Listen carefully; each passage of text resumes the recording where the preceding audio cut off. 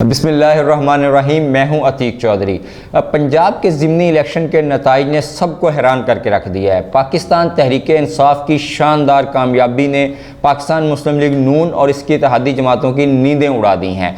पाकिस्तान तहरीक इंसाफ के जो उम्मीदवार थे उनको जिस तरह वोट मिले हैं, अवाम में जिस तरह की पजीराई मिली है, जिस तरह पाकिस्तान तहरीक इंसाफ के नरेटिव को इमरान खान ने अवाम में मकबूल बनाया, ये एक बहुत ही काबिल तहसीन है।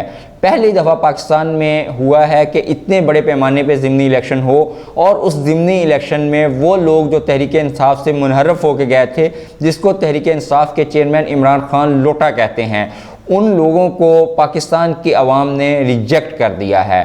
पाकिस्तान तहरीक इंसाफ के वो उम्मीदवार जो कि पहली दफ़ा इलेक्शन लड़ रहे थे या जिन लोगों को एक्सपेक्टेड थी कि यहाँ पे बहुत सख्त मुकाबला होगा, वो उम्मीदवार भी जीत गए हैं। बहुत सारे तबसरे, बहुत सारे तजिए गलत साबित हुए हैं। वो लोग जो पाकिस्तान मुस्लिम लीग नून को पंजाब का गढ़ कहते थे, जो लोग ये दलील देते थे कि कुछ भी हो जाए पाकिस्तान मुस्लिम लीग नून पंजाब की सबसे मकबूल जमात है, पंजाब की सबसे बड़ी जमात है, उनके तबसरे, उनके तजिए गलत साबित हुए हैं। पाकिस्तान तहरीक इंसाफ के ये बात साबित कर दी है कि तहरीक इंसाफ अब पंजाब की सबसे बड़ी हकीकत है। पाकिस्तान तहरीक इंसाफ का बयानिया पंजाब का सबसे मकबूल बयानिया है। पाकिस्तान तहरीक इंसाफ ने यह भी साबित किया है कि तहरीक इंसाफ इलेक्शन लड़ना जानती है। कुछ लोग जो तहरीक इंसाफ को ये कहते थे कि तहरीक इंसाफ मम्मी डैडी बच्चों की जमात है, बर्गर क्लास की जमात है, मगर कल जिस तरह का हमने इलेक्शन डे की मैनेजमेंट देखी तहरीक इंसाफ की, जिस तरह पाकिस्तान तहरीक इंसाफ के कारकुनों ने अपने वोटों पे पहरा दिया, जिस तरह पाकिस्तान तहरीक इंसाफ के कारकुनों ने अपने एक एक वोट को पोलिंग स्टेशन तक पहुँचाया, गो कि हमने मुख्तलिफ पोलिंग स्टेशन का विजिट किया, वहाँ पर लोगों की सबसे बड़ी शिकायत ये थी कि उनके वोट एक पोलिंग स्टेशन से दूसरे पोलिंग स्टेशन पर शिफ्ट कर दिए गए हैं। उनके वोट, एक फैमिली के वोट 5 वोट हैं, 4 वोट एक पोलिंग स्टेशन पे हैं जहां पे उन्होंने 2018 में कास्ट किया था, एक वोट किसी और पोलिंग स्टेशन पे शिफ्ट कर दिया गया है। इसी तरह अगर एक आईडी कार्ड एक जगह पे है, फॉर एग्जांपल वलेंशिया टाउन के एक पोलिंग स्टेशन पे जब हमने विजिट किया तो वहां पे एक फैमिली मिली जिनके 2 बेटों का वोट एक पोलिंग स्टेशन पे, 2 बेटियों का वोट एक पोलिंग स्टेशन पे, मदर और फादर का वोट एक और पोलिंग स्टेशन पे है। तो ये इस तरह की टेक्निकल जो मिस्टेक्स हुई हैं, या जिसको Tehreek Insaf pre poll rigging कह रही है, इलेक्शन कमीशन की बाइसनेस कह रही है, इसके बावजूद तहरीक इंसाफ के वर्कर, तहरीक इंसाफ के वोटर्स ने अपना वोट कास्ट किया। ज़िमनी इलेक्शन के हवाले से अगर हम आपको बताएं कि ये पाकिस्तान का पहला ज़िमनी इलेक्शन होगा जिसमें इतना ज़्यादा टर्नआउट है। मुख्तलिफ हल्कों में ये टर्नआउट 40 से 50% रहा है। एवरेज जो टर्नआउट है वो 46% की एवरेज आ रही है, जिसको हम ओवरऑल अगर हम एवरेज देखें, इस तरह का ज़िमनी इलेक्शन में टर्नआउट ये वाकई हैरानकुन है। तो पाकिस्तान तहरीक इंसाफ ने उसके बाद जिस तरह प्रिजाइडिंग ऑफिसर से फॉर्म 45 लिया, पोलिंग एजेंट्स ने जिस तरह मेहनत की और जिस तरह उनकी ट्रेनिंग करवाई गई थी, जब तक आरओ के ऑफिस से उनको रिजल्ट मिला नहीं है वो वापस नहीं गए, जिसको हम कहते हैं कि पाकिस्तान की आवाम ने अपने वोटों पे भी पहरा दिया है। तो इस हवाले से एक बात तो सबसे खुश आइंद है कि अवाम में सियासी शऊर बढ़ रहा है। अगर अवाम में सियासी अवेयरनेस, पॉलिटिकल अवेयरनेस बढ़ेगी, लोगों का जमहूरियत पे एतमाद बढ़ेगा, लोगों का एतमाद बढ़ेगा अदारों पे, तो ये पाकिस्तान के लिए एक बहुत खुशगवार हवा का झोंका है। तहरीक इंसाफ नहीं, मुल्क के लिए खुशगवार हवा का झोंका है। इसी तरह अगर हम देखें पाकिस्तान मुस्लिम लीग नून, तो वो कौन से अहम फैक्टर हैं जिससे नून लीग को शिकस्त हुई? तो सबसे अहम फैक्टर जो पाकिस्तान तहरीक इंसाफ की कामयाबी और नून लीग की हार की वजह बना, वो है गैर मकबूल फैसले। पाकिस्तान मुस्लिम लीग नून ने जब हुकूमत संभाली तो उनके लिए मुश्किल चैलेंजेस थे। एक तो सबसे पहले अतहादियों को मैनेज करना। अतहादी हुकूमत जो थी उसके जितने भी MQM है, बाप है, पाकिस्तान मुस्लिम लीग काफ है, उसके अलावा बाकी जो उनके अतहादी थे, आज़ाद उम्मीदवार थे, उनको खुश रखना एक उनके लिए अहम चैलेंज था। दूसरा चैलेंज मियाँ शहबाज शरीफ के लिए यह था कि मुल्क की माशी सूरत हाल के हवाले से अहम फैसले करना। तो मुस्लिम लीग नून ने जो गैर मकबूल फैसले किए, सबसे पहला गैर मकबूल फैसला पेट्रोलियम प्राइसेस में इजाफा। मुस्लिम लीग नून ने 100 रुपये तक पेट्रोल की प्राइस में इजाफा किया, जिसका आवाम में रिएक्शन आया, जिसकी वजह से मुल्क में महंगाई की एक लहर आई, जिसकी वजह से पाकिस्तान के आम आदमी की ज़िंदगी जो थी वो गुजारना मुश्किल हो गया, घर का बजट बनाना मुश्किल हो गया, जिसका अल्टीमेटली जो इफ़ेक्ट वो इस इलेक्शन में भी नज़र आया। महंगाई के पिसे हुए अवाम ने मौजूदा हुकूमत के अगेंस्ट फैसला दिया। दूसरा जो फैक्टर था, पाकिस्तान तहरीक-ए-इंसाफ थे, जो मुनहर्रफ अरकान थे, उनको टिकट देना। एक नून लीग के लिए यहाँ पे चैलेंज ये था कि नून लीग के जो नज़रियाती कारकुन जिन्होंने 2018 में इन हलकों से इलेक्शन लड़ा, उनको टिकट नहीं दिया गया, बल्कि नून लीग से में उन लोगों को टिकट दिया गया जो चंद दिन पहले जिन्होंने नून लीग ज्वाइन की, जिनको तहरीक-ए-इंसाफ लोटा कहती है। तो अवाम ने लोटों को रिजेक्ट कर दिया है।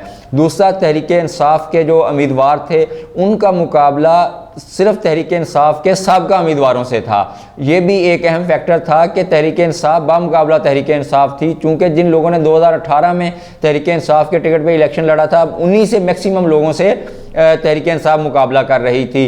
तो ये एक दूसरा अहम फैक्टर था नून लीग के जो हार की वजह बना कि लोटों को इमाम ने रिजेक्ट कर दिया। ये खुश आइंद भी है कि पाकिस्तान में लोग जमहूरियत के लिए चाहते हैं कि जिस टिकट पे आप इलेक्शन लड़ें 5 साल उसी जमात की हमायत करें, ना कि पैसे लेकर, ज़मीर बेचकर या किसी भी वजह से सियासी मफाद के लिए, ज़ियाती मफाद के लिए अवाम का सौदा करें और लोगों के वोटों का सौदा करें। तो ये इस हवाले से एक दूसरा फैक्टर था। तीसरा फैक्टर ये था कि पाकिस्तान तहरीक-ए-इंसाफ ने जिस तरह कंपेन की, जैसे कि हमने पहले भी जिक्र किया, बहुत अच्छी इलेक्शन लड़ा। मुस्लिम लीग नून जो कि एक तजर्बाकार जमात है, मगर इस इलेक्शन में उनकी नातजर्बाकारी भी हमें नज़र आई। इसके बाद हम अंदाज़ा आगे की बात करते हैं कि आगे अब क्या होगा। पाकिस्तान मुस्लिम लीग नून की हार के बाद मरियम नवाज साहिबा ने बहुत ग्रेसफुली इस इलेक्शन के रिजल्ट्स को तस्लीम किया। उन्होंने अपनी पार्टी को भी ये कहा कि हमने ये हार जो है इसको तस्लीम करना है और अपनी गलतियों से सीखना है। मुस्लिम लीग नून के कायद मियां नवाज शरीफ साहब ने सख्त बरहमी का इजहार किया है पाकिस्तान मुस्लिम लीग नून पे, और उन्होंने अपना एक इजलास भी बुला लिया है, पार्टी इजलास, जिसमें मुस्तकबिल के हवाले से अहम फैसले किए जाएंगे। इस इलेक्शन का एनालिसिस किया जाएगा। वज़ीर आज़म पाकिस्तान मियां शहबाज शरीफ ने भी एक अहम पार्टी इजलास बुलाया है जिसमें मुस्तकबिल के फैसले किए जाएंगे। बिलखुसूस पंजाब में हमजा शहबाज जब वज़ीर आला नहीं रहेंगे, क्या वफाकी हुकूमत मियां शहबाज शरीफ जारी रखेंगे या जल्द इंतखाबात का ऐलान होगा? ये वो अहम चीज़ है जिस पे पूरी कौम की नज़रें हैं। मुस्लिम लीग नून का क्या फ़ैसला होता है, मुस्लिम लीग नून के मुस्तकबिल की हिकमत अमली क्या होगी? बज़ाहिर हमें ये लग रहा है कि पंजाब की वज़ारत आला अगर मुस्लिम लीग नून के पास नहीं रहेगी तो वफाक रखने का उनके पास कोई जवाज़ नहीं बचता, क्योंकि कुछ तजिया किनारों के बकौल 25 किलोमीटर की हुक्मरानी मियां शहबाज शरीफ रख के क्या करेंगे? वो भी एक ऐसी हुकूमत जो गैर मकबूल भी है, जिसकी मकबूलियत भी नहीं है, जो अतहादियों की बैसाखियों पे खड़ी है, MQM बाप जैसे गैर फितरी अतहादियों के साथ खड़ी है।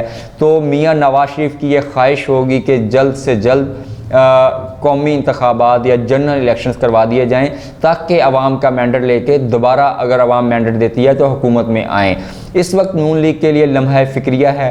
पंजाब जो उसका गढ़ था, पंजाब जो उसकी बेस ग्राउंड था, वहाँ से उनकी हार जो है ये मुस्लिम लीग नून जल्दी हज़म नहीं करेगी। अब पंजाब के इलेक्शन होंगे, चौधरी परवेज़ इलाही बआसानी वज़ीर आला बन जाएंगे।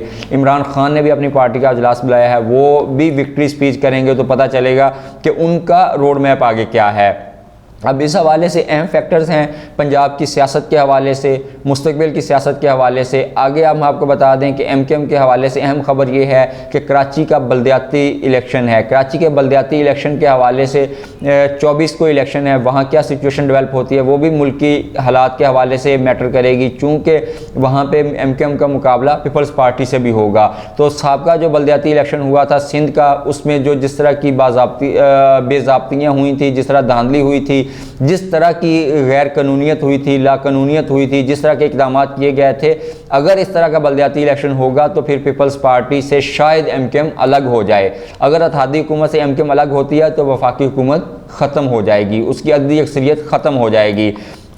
एक और अहम खबर है आज की, वो ये कि सियासी बेयकीनी जो सूरत हाल है मुल्क में, जो पॉलिटिकल डिस्टेबिलिटी है, उसका असरात, उसका इफ़ेक्ट मुल्क की मईशत पर भी आ रहा है। आज डॉलर जो है 215 पे गर्दिश कर रहा है, 215 पे सेल हो रहा है। तो डॉलर की ये प्राइस पाकिस्तान की इकॉनमी के लिए बहुत ख़तरनाक है, बहुत परेशान कुन है।